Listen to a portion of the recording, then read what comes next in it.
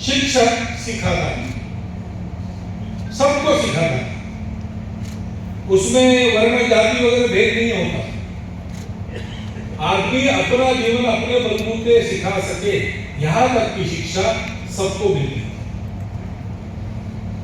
गांव में जाके शिक्षक सिखाता था, इसलिए नहीं सिखाता था कि उसको अपना पेट भरना था, वो इसलिए सिखाता था कि शिक्षा देना उसका काम है, ज्ञान दान उसका कर्तव्य है, सिखाना उसका धर्म है।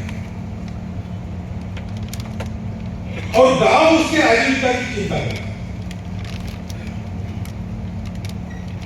और इसलिए शिक्षा का सारा लाभ समाज में उठा लिया था। और एक एक प्रांत में 70,000 विद्यालय थे। इस प्रकार मातृभाषा में शिक्षा थी, उसमें से विद्वान निकले हैं जिनका लोहा आज की दुनिया में भी माना जाता है, उसमें से कलाकार निकले हैं, उसमें से कारीगर निकले हैं।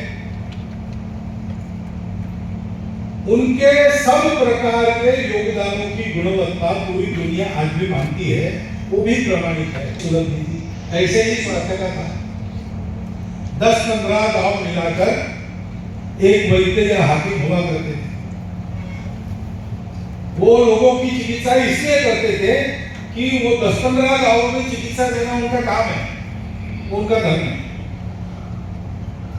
बुलाना नहीं पड़ता, तो उनको पता चला किसी घर में कोई बीमार है तो जाके पूछताछ करके दवाई देते। गांव उनके आजीविका की चिंता कर लेता।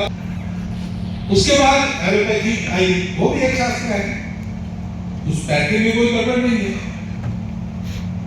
लेकिन उसकी एक प्रणाली अपने आप पहले थी, सारी दुनिया में थी, लेकिन अभी वो लुप्त होते जा रही सारी दुनिया से भी और अपने देश से भी। हम एक शब्द सुनते थे पहले, फैमिली डॉक्टर, ये भी ऐसे ही रहता था। शहरों में 3-4 मोहल्ले, 5 मोहल्ले, 10 मोहल्ले मिलाकर एक डॉक्टर रहता है, ऐसे ही गांव में डॉक्टर रहता है। उस इलाके में वही चिकित्सा करता था, एक एक घर उसका परिचित रहता था, घर के प्रत्येक सदस्य का कॉन्स्टिट्यूशन कैसा है उसको पता रहता था। 2-2, 3-3 पीढ़ी डॉक्टर वही रहते थे। और इसलिए रुग्ण का निदान करना उनके लिए आसान रहता था, क्योंकि उनको हिस्ट्री पूछनी नहीं पड़ती थी, वो उनके हाथों के सामने रहती। और इतने दिनों के संबंध से एक आत्मीयता का नाता बन जाता था, जो स्वास्थ्य में बहुत महत्व की बात है। यहाँ डॉक्टर बंधु है, उनको पूछिए, वो बताएंगे। सारी दुनिया में आज भी भारत का डॉक्टर खोजते हैं लोग। क्यों खोजते हैं? क्योंकि वो चिकित्सा तो करता ही है, लेकिन साथ साथ हौसला बढ़ाने वाला, पेशेंट का धैर्य बढ़ाने वाला प्रेम भी देता है, तो उसके स्वभाव में। तो यह चिकित्सा भी सबको उपलब्ध रहती थी, और दवाइयां बनाने का काम कारपोरेट के हाथ में नहीं था। कई डॉक्टरों के यहाँ कंपाउंडर होते थे, वो अपनी दवा बना के देते थे, खरीदने के लिए कम जाना पड़ता था। आज हर दवाई कारखाने में बनती है, कारखाने से मेरे घर तक आती है, बीच में बहुत लोग हैं, उनको भी पेट भरना है, उनका भी पैसा उसकी कीमत में मिलाया जाता है। ये सब महंगा तंत्र बन रहा है। के बाद भी सेवा ये मनुष्य की प्रवृत्ति है, मनुष्य का लक्षण है। पशु आता है, पशु भूखा है, उसको चारा मिला, वो चारा खाता है, उसका पेट जब तक नहीं भरता तब तक उस चारे में दूसरे पशु को मुंह नहीं मारने देता। चारा कोई दूर ले जा रहा है ऐसा लगा तो उसके पीछे दौड़ता है, लेकिन जब उसका पेट भर जाए तो उस चारे की तरफ देखता नहीं। कल के लिए गट्ठर बांध के चला गया पशु, कल के लिए भी ले गया, ऐसा कभी होता है। उसको जब तक आवश्यकता है खाता है, बाद में खाना भूल जाता है। फिर उस चारे को दूसरे खाए तो उसको कोई परवाह नहीं। मनुष्य का ऐसा नहीं, मनुष्य को कल की चिंता है, वो जमा भी करता है। परंतु और एक बात है, मनुष्य खा रहा है, उस समय दूसरा भूखा सामने आया तो वो उसको भगाता नहीं, वो देता है। कहीं मैं प्रवास करता हूँ, ट्रेन से प्रवास करता हूँ, भोजन साथ में है, ट्रेन रुक गई, एक स्टेशन पर 20 मिनट रुकने वाली है, तो बिना हिले डुले खाना खा सकते हैं बैठकर। तो वो डिब्बा खोलते हैं खाने का, खिड़की के पास बैठे, खिड़की के सामने मांगने वाला आ जाता, तो क्या करूंगा? कुछ उसको दूंगा। वो जब तक सामने खड़ा है मैं भोजन नहीं कर सकता। नहीं, मैं इतना संवेदनशील व्यक्ति नहीं हूं, मैं बहुत कठोर हूं। ठीक है, मैं क्या करूंगा? ऐसा करूंगा। फिर भी नहीं गया तो क्या करेंगे?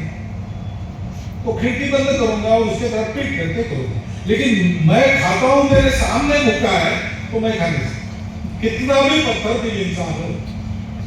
वो स्वयं खा रहा है तो भूखा सामने है, ये स्थिति हो नहीं सकती। या तो वो देगा, उसको भगाएगा, नहीं तो उधर पीट करके खाएगा।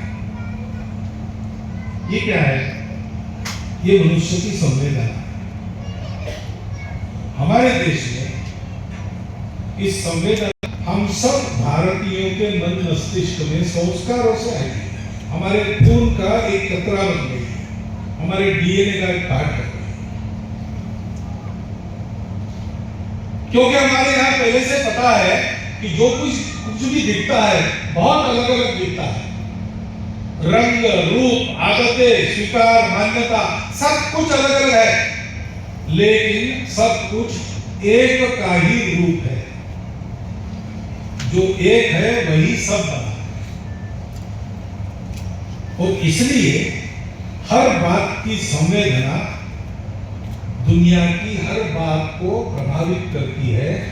ये हमारी मान्यता आज एक विज्ञान सिद्ध सत्य है।